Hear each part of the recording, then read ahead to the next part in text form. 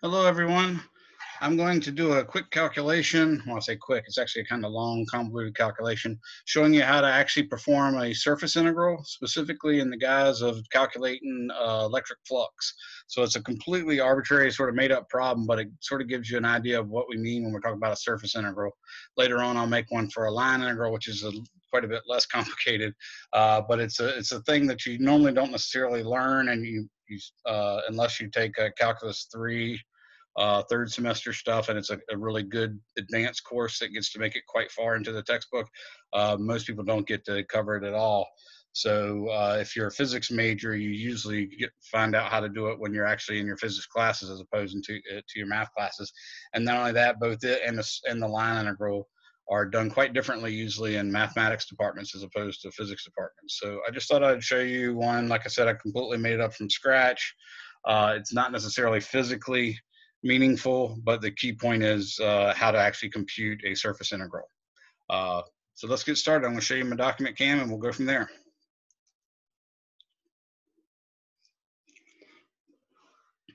So what we have here is I've made up an arbitrary electric field function that depends on constants A, B, C, D, E. And I left the units blank because I wanted you to try to think about what those units would be. I'm actually going to fill them in a second. But the electric field is E, which is a linear function in the of X in the J hat component, in other words, in the Y direction, and a quadratic function of X in the Z hat or the K hat direction or in the Z direction. The surface, the closed surface over which I wish to complete the integral is this cube or this rectangular object. Notice I've actually labeled the sides. So one, notice it becomes dashed right there. That means I'm looking through the box. So this is referring to the left-hand side of the box. This 6, for instance, is referring to the bottom of the box. This 4 is referring to the back of the box. And then, of course, 2 is the front face, 3 is the right face, and 5 is the top face. This is the actual formula for the flux over a closed surface. That's what that little circle means. It's going to be conducted over a closed surface. A surface that's closed is one has a clear inside and outside. So for instance, there's no ambiguity if I'm inside the box, whether I'm inside or outside, because it actually has 6 sides here, and all the sides run into each other. So what I'm going to tell you is this integral is not that big a deal. It's actually one of the simpler integrals, but it takes a lot of steps because you really have to evaluate the integrand at the various surfaces. So it's a little wider than I'd like it to be, but I think you can understand. So what it's actually going to be is this flux is going to be the integral over surface 1 of the electric field evaluated on surface 1 dotted with the differential area element evaluated on surface 1 plus the integral over surface 2 with the electric field evaluated on surface 2 with the differential area element dA2, again, evaluated on surface 2, plus the integral over surface 3 with the electric field evaluated on 3, dotted with dA evaluated on surface 3, plus the integral over surface 4 of E4 dot dA4. Again, all these subscripts are meaning is, hey, I'm taking the time to evaluate E and dA for that particular surface. So I'll do plus the integral over 5 of E5 dot dA5. And then finally, plus the integral over 6 of E6 dotted with dA6. Now remember these differential area elements, their magnitude is a differential area, but their direction points perpendicular to the surface that they're describing and points out towards the outside of the box. So for instance, for surface 3, dA3 should actually be pointing in the positive J hat direction. For surface 2, dA2 should be pointing in the positive X direction, i.e. in the I hat direction. Surface 1 should point in the negative J hat direction. And then, of course, back here, surface 4 should point in the negative I hat direction. Surface 5 will point in the K hat direction, and surface 6 will point in the negative K hat direction. So that's how that works. Now all I have to do is evaluate E and dA for each of those surfaces. It's not as bad as it sounds, but it is kind of a pain in the butt, time consuming stuff. So first off, I'm going to say surface 1. So for surface 1, what I'm going to do is evaluate X, Y, Z, and then E and dA. Okay, so first off, surface 1, the X is going to go from 0 to 4.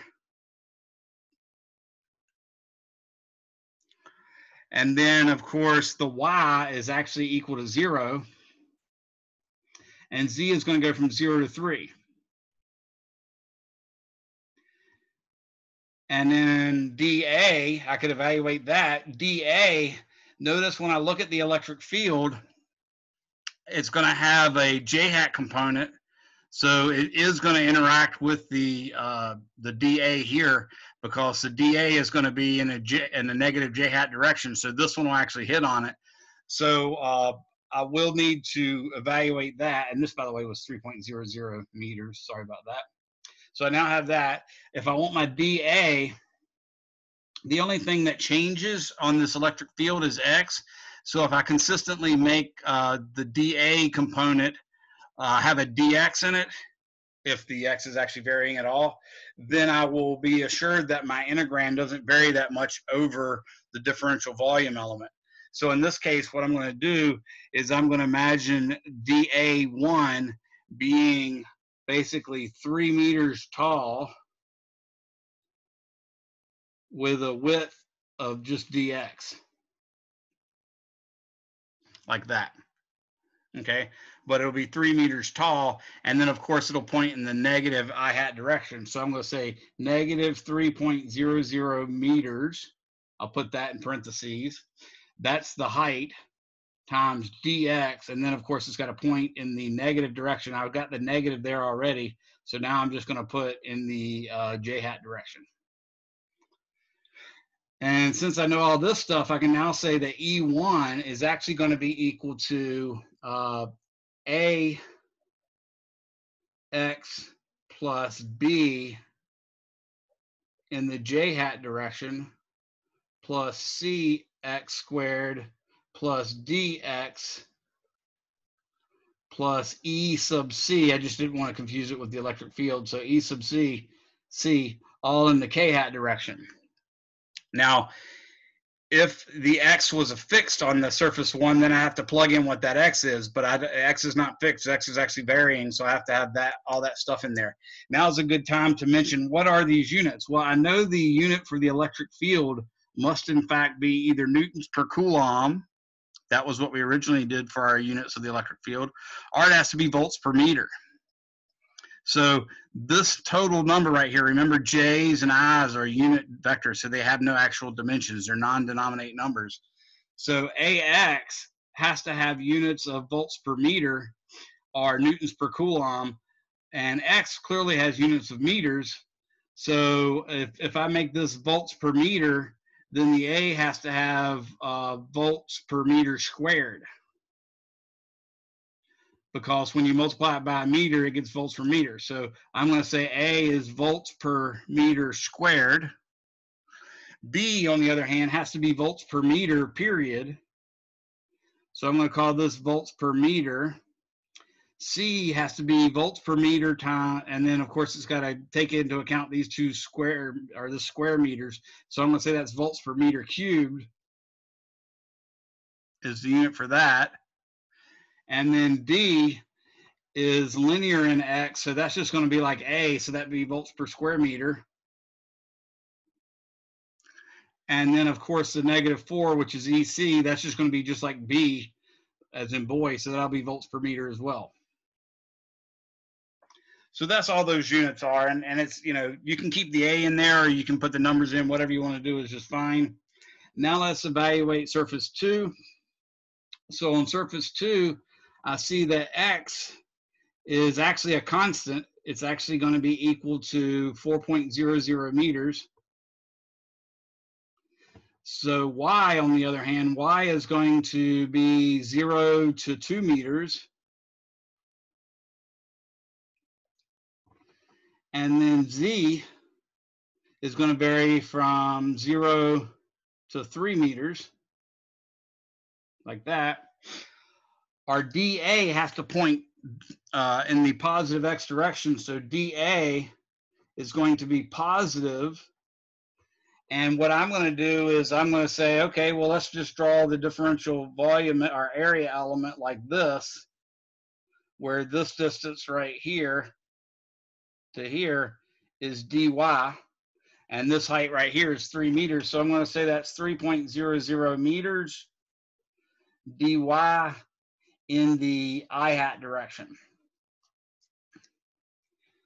Similarly, E2, the electric field at surface 2, is just going to be this evaluated at x equals 4.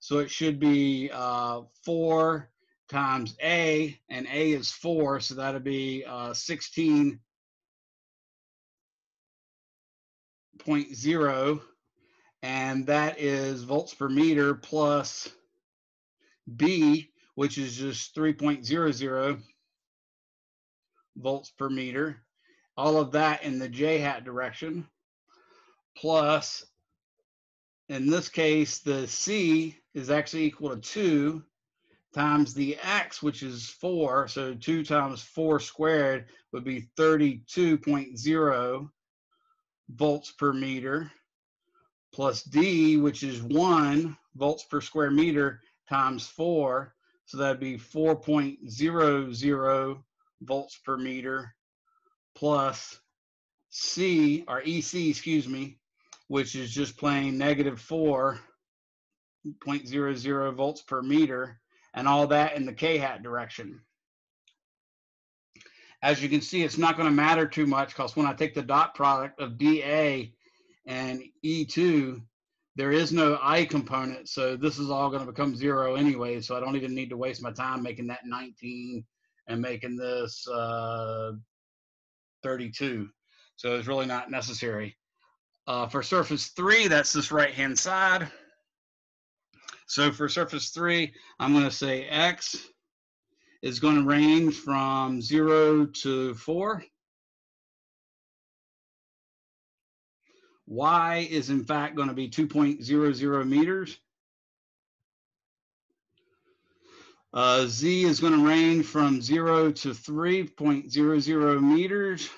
DA is actually going to point in the positive J hat direction.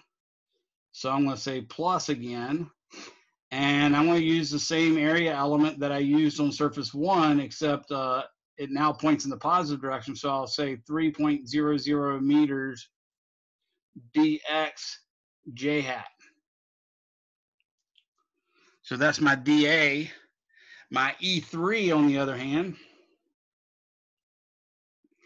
is going to be A, which is 4.00 meters. I'm just going to leave it as AX plus B J hat plus CX squared plus DX plus E sub C in the K hat direction.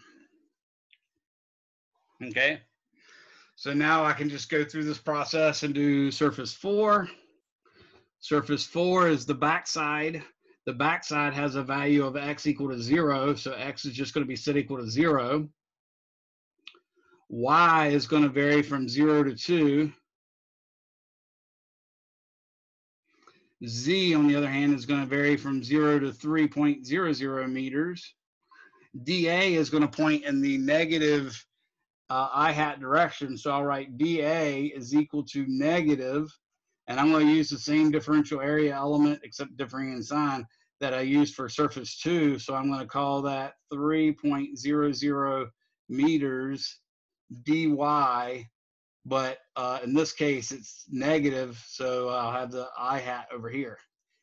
The electric field, on the other hand, for E4, since X is set to 0, I know it's just going to be B J hat plus EC K hat, but it's not going to matter anyways, because when I dot product DA and E, this only has an I component, this only has a J and a K component, so the dot product's actually going to be 0.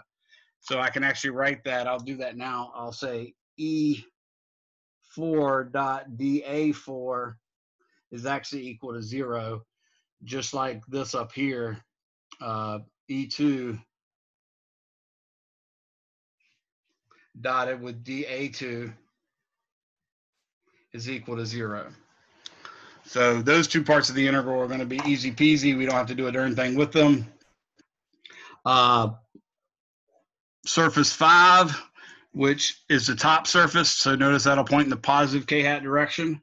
That's going to be, x is going to vary from 0 to 4.00 meters. Y is going to vary from 0 to 2.00 meters. But z is going to be a constant, 3.00 meters. dA, as I said, is going to point upward. So I'll put a positive there, and I know it's going to point in the k-hat direction.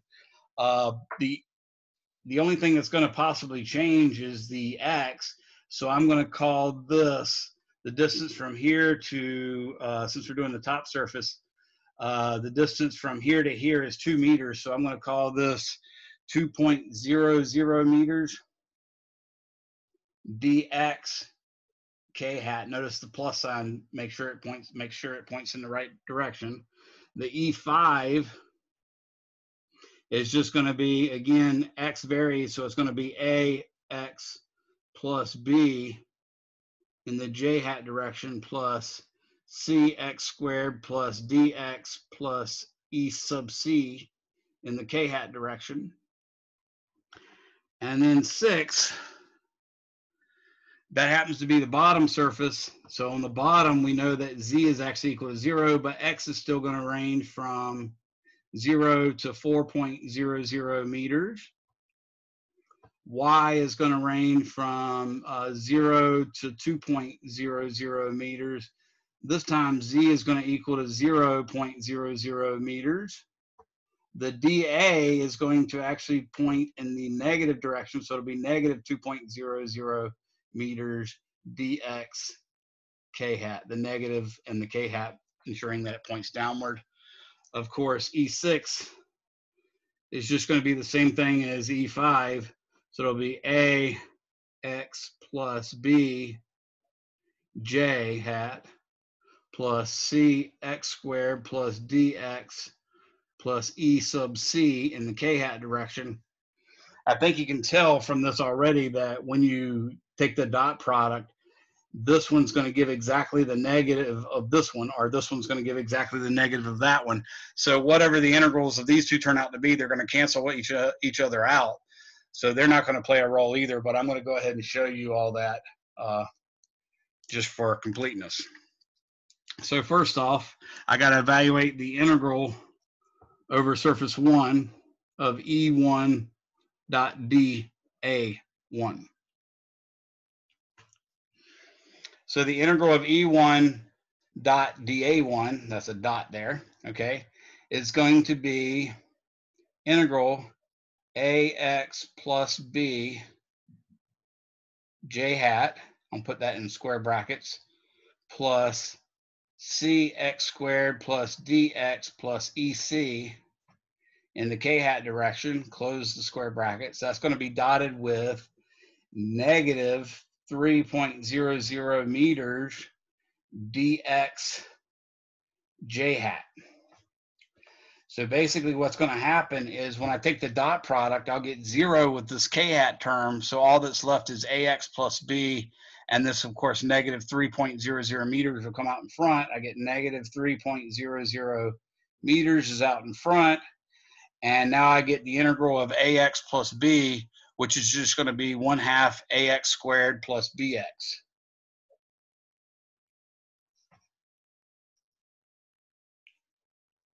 And that's going to be evaluated from, since our integral was with respect to x, it's going to be from x equals 0 to 4.00 meters. So this is 0 to 4.00 meters. Obviously, the a being 4 and the x being 4, the zeros aren't going to give you anything, so you can forget about that. But the a being 4 multiplied by 1/2 is going to give me 2. And then 4 squared is going to give me 16. So 16 times 2 is going to give me 32. And then the b being 3 and the x being 4 is going to give me 12. So that's going to be 32 plus 12, I think. Anyways, let's go ahead and work it out. So I get negative 3.00 meters times 1/2. A is 4.00 volts per square meter times x squared, which would be 4.00 meters quantity squared, plus negative 3.00 meters. Notice I had to distribute that 3 meters to each term, times B, which is 3.00 volts per meter, times X, which is 4.00 meters. So I think you can see that ultimately we're going to get volts times meters for the units, and this quantity should be, let's see, 4 times 1/2 is 2, times 16 is 32, times negative 3 is negative 96 volts times meters. And that would be, in this case, negative 3 times 3 would be 9 times 4.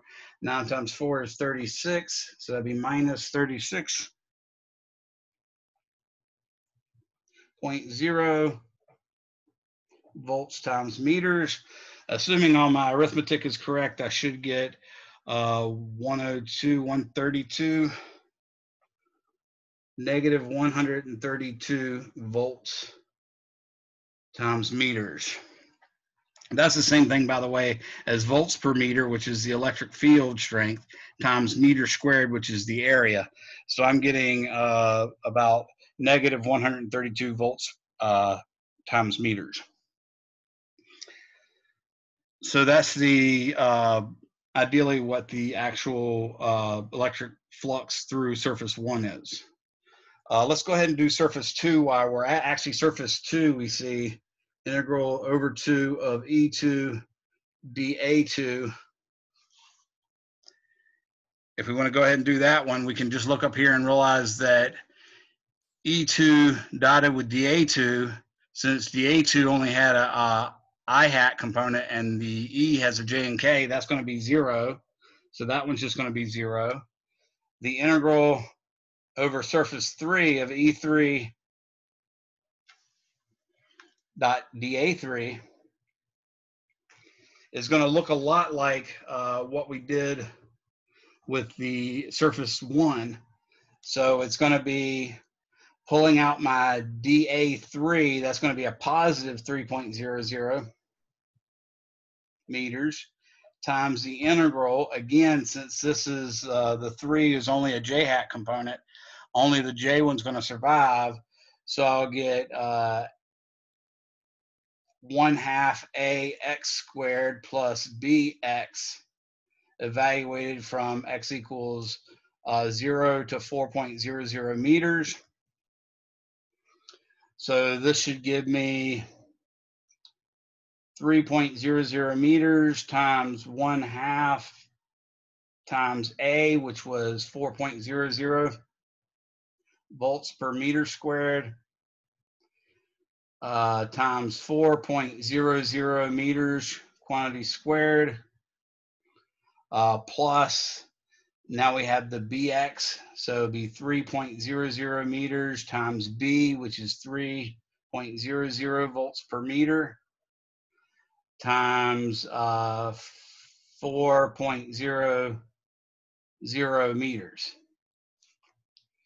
Okay, so this one's going to give me 3 times 2 times 16. So 3 times 2, of course, is 6. 6 times 16 is 84. And this will be 84 plus 9 times 4 is 36. So 84 plus 36, that'd be 120. So it's going to be plus 120 volts times meters. Again, assuming my arithmetic is correct, and that's the part that I'm definitely not going to swear to. So far we've got that the total integral is going to be 120 minus 132, so that should be negative 12 voltmeters. Now the other integrals are going to be carried out the same way, E5 and E6 for instance, and E4 and so on and so forth. So let me show you that. Now that we've done 1, 2, and 3, we can do 4. And 4, of course, is going to be just like 2. So the integral over 4 of E4 dotted with dA4, I'll actually show you it this time.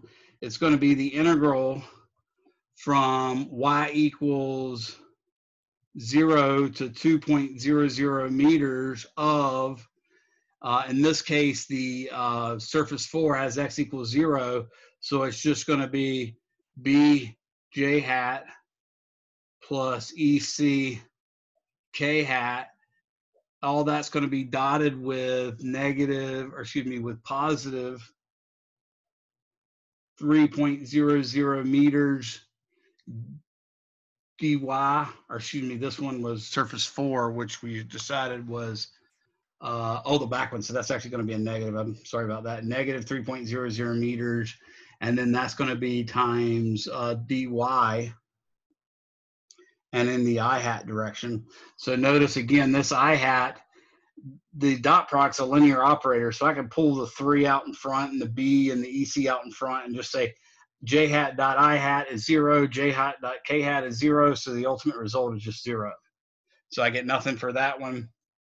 If I do integral over surface 5 of E5 dot dA5, then I'm going to get the integral over surface 5. It means the integral from x equals 0 to 4 of ax plus b j hat dot cx squared plus bx plus, that's supposed to be a dx, plus ec in the k hat direction, put a square bracket around that, and that's going to be dotted with positive 2.00 meters dx in the k hat direction. So this is ultimately going to be just 2.00 meters. When I integrate cx squared plus dx plus ec with respect to x, I'm just going to have 1/3 cx cubed plus 1/2 dx squared plus ec times x, and that's going to be evaluated from 0 to 4. And that all looks well and good, and I can actually calculate it if I wanted to. It's 2.00 meters times, let's do 1/3. C is actually going to be 2.00 volts per cubic meter. And then X is going to be 4.00 meters, and this will be to the 3rd power, plus 1/2 D, on the other hand, is 1.00 volts per meter squared. And that's going to be multiplied times x squared, so that'd be 4.00 meters squared, plus finally negative 4.00 volts per meter times the x, which would be 4.00 meters, like so. So I think you can see this will be 2.00 meters. This one's going to be 4 times 4 is 16. 4 times 16 is 64. 64 times 2 would be 128. So this would be 128 over 3 volts. Actually, I can just say volts times meters for that first term. For the second term, it's going to be 1/2 of 1 times 16.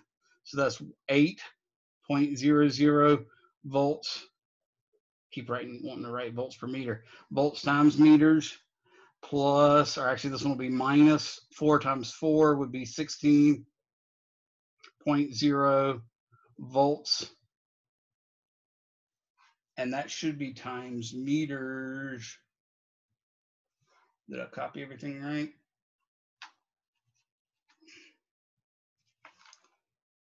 EC should have been volts per meter. And then when I multiply it by X, I should just get volts. Oh, yeah, so all this is times 2 meters. Actually, so this should be volts per meter. I did my math a little funny there. That should just be volts. So that unit disappears. This should just be volts there. So all of these should actually be volts. Apologize for that. So basically, I've got now all this 2.00 meters turns out to be 138 over 3, which is about 42 and 2/3. Yeah, 42.66 plus 8 minus 16. Don't worry too much about that because watch this. I'm going to do the integral over 6 of E6 dot dA6. And what you'll see is you get the integral from 0 to 4.00 meters of X. We're still going to get AX plus B J hat plus CX squared plus DX plus EC times K hat. Put that in square brackets. That's going to be dotted with, in this case, since we're doing surface 6, which surface 6 was the actual bottom, it's going to be negative 2.00 meters times dx in the k hat direction. So that negative made it point in the right direction. That is, in fact, going to give you the exact same thing as we got up here. It's going to be negative 2.00 meters instead of positive 2.00 meters. And it's going to be 1/3 cx cubed plus 1/2 dx squared. So it's literally going to be the opposite of the integral over 6, or excuse me, over 5 E5 dot dA5. So I don't even need to worry about doing the math because I know the total integral, which equals the integral over 1 of E1 dot dA1 plus integral over 2 of E2 dot dA2 plus integral over 3 of E3 dot dA3 plus integral over 4 of E4 dot dA4 plus integral over 5 of E5 dot dA5 plus the integral over 6 of E6 dot dA6. These two are going to add to give you 0. I know that. I already found out that, in fact, surface 2 gave me 0. And surface 4 gave me 0. So all I'm left with is just the sum of surface 1 and surface 3, or excuse me, surface 1 and surface 3. So I end up getting negative 132.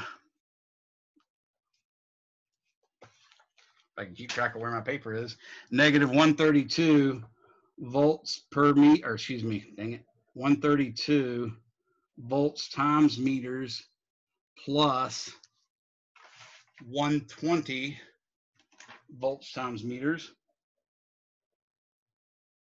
which in fact gives me negative 12.0 voltmeters.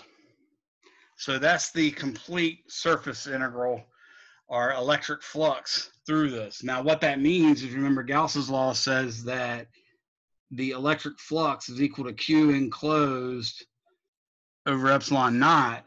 So that suggests that in order for you to have this configuration, Q enclosed must be the flux, which is negative 12.0 voltmeters, times epsilon 0, which is 8.85 times 10 to the negative 12th.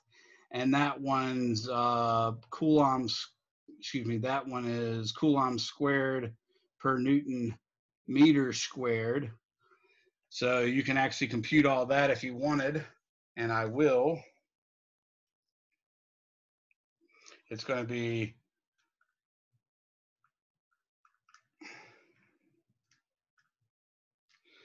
It's going to be 1.06 negative 1.06 times 10 to the negative 10 coulombs. So remember, a volt can actually be thought of as a Newton, or excuse me, as a joule per coulomb. So that's how these units work out. This is a joule per coulomb, and a Newton meter is a joule. So that cancels out and leaves us just coulombs there. So the charge inside must be 1.06 times 10 to the negative 10th coulombs. You might also call it, let's say if I multiplied this by 10 and divided this by 10, that would make that 10.6, negative 10.6, and that would make this 10 to the negative 9th. So you could say 10.6, negative 10.6 nanocoulombs would be another way.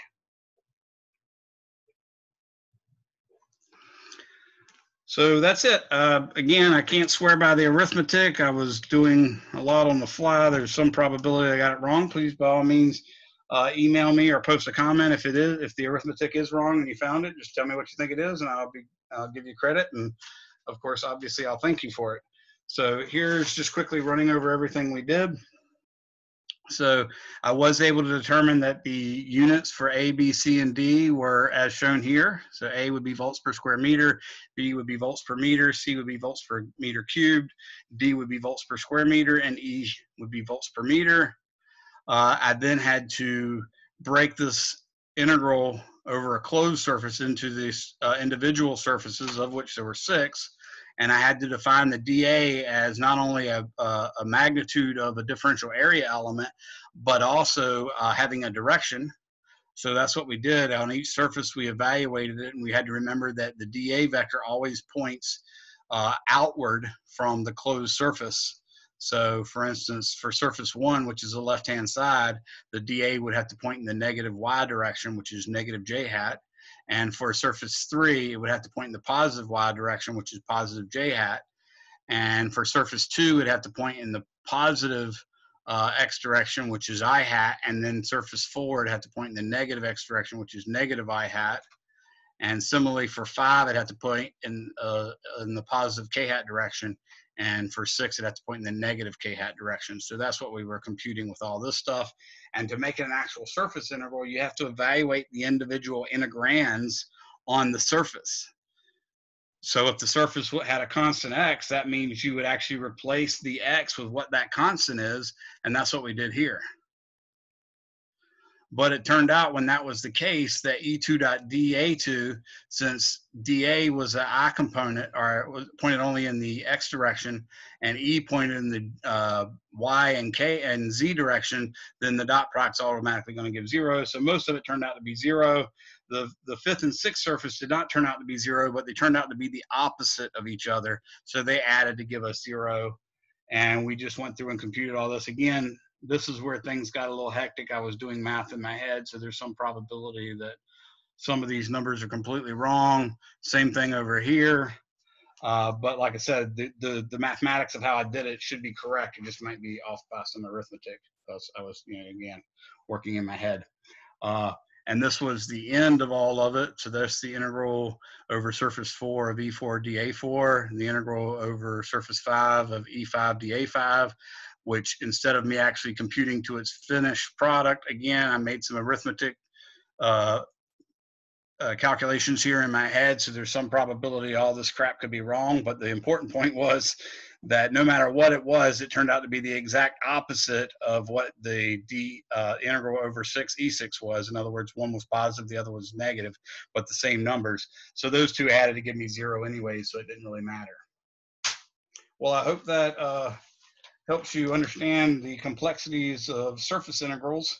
The big thing, like I said, remember to whatever your integrand is, you don't want your integrand to vary that much over the differential element, because if it did, you'd have to compute some kind of averaging process for whatever your integrand is, and you don't want to get into that world.